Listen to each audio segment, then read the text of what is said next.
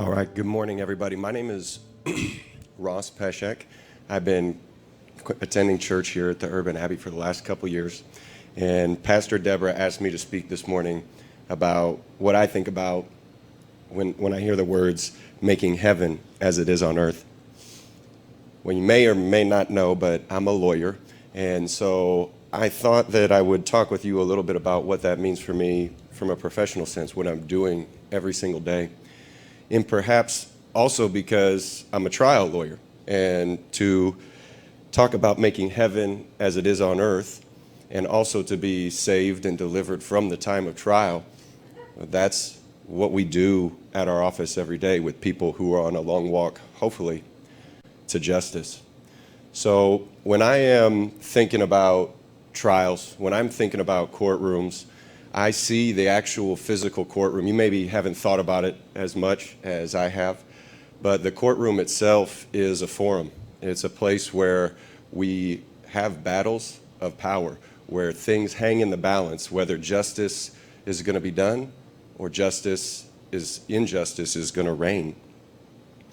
So when I see a courtroom, I see the judge on high, I see my opponent at the other table, and more important and really unique, if you stop for a moment and think about it, I see a jury box where there's 12 seats, where anybody from our community is going to sit, and in truth, those are the people who will have the power to make the decision on whether or not there will be justice or injustice in any given situation.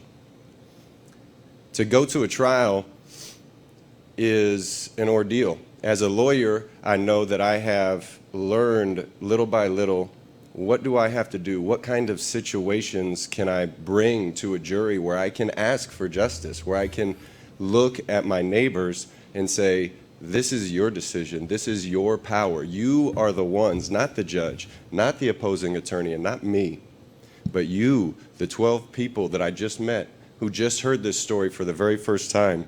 You are going to be the ones who are going to decide.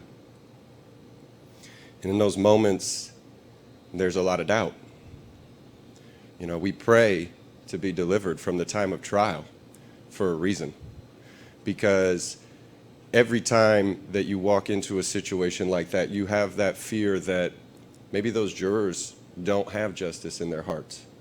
Maybe they don't like who you are because you're a Spanish-speaking immigrant, because you've been accused of a crime, because they think that you're an ambulance-chasing lawyer.